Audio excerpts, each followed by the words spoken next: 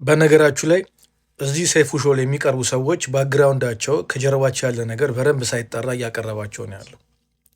ስለዚህ ዛሬ ደግሞ አዲንቆ የሚባለው ማሲንቆ መቺ ገና ለገና ሽልማት በልቷል ተብሎ ሰይፉ ላይ ቀርቦ ያስተላለፈውን መልእክት ስሙትና እኔም ብቻ ሳይሆን ጓደኞቼን ጭምር ምን እንዳደረገን ደግሞ ቀጥዬ እነግራችኋለሁ። አዳምጡት።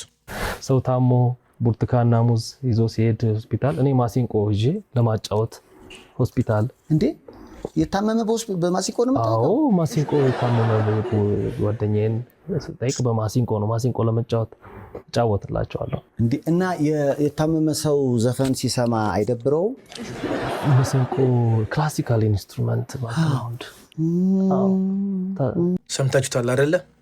ይሄ ሰው ማለት ከዚህ በፊት አብረን ነበር የምንሰራው አንድ ቦታ ላይ እና ከጓደኞቻችን ጋር ሆነን ታክሲ ውስጥ ስንገባ ለምሳሌ የታክሲ እንኳን ሲከፍል ለብቻው ነበር የሚከፍለው። የዛ ጊዜ ደግሞ ከስንት ዓመት በፊት ነው። እንደዚህ አይነት ሶሻል ላይፍ የለም።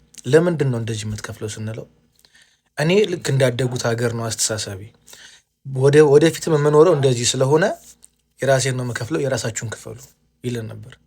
እኛ ስራ ረፍዶብን እየተቻኮልን ዜብራ ካለ ዜብራ ጠብቆ ማብራት ጠብቆ ነው የሚሻገረው ኢትዮጵያ ላይ።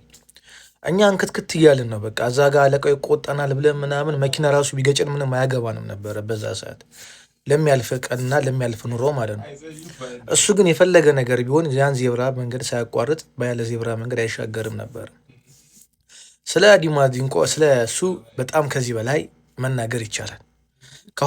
ከኛ ኋላ ነበር ሆኖ ማሲንቆ የሚመታው። ማሲንቆንም ቢሆን ሙዚቃው አልሞላልንም እያልን እንናገረው ነበር። በዚህ ሁሉ ታሪክ ውስጥ እኔ ያለሁበት አንድ ምስክር ነኝ። ግን የሚገርማችሁ ነገር ይሄ ሁሉ ነገር ሲያደርግ እኛ እንደ እብድ ነበር የምናስበው። አረ ይሄ ልጅ ምናምን ነገር እያለ ግን እሱ ይስማ ይሄን ነገር ይወቅ አላውቅም።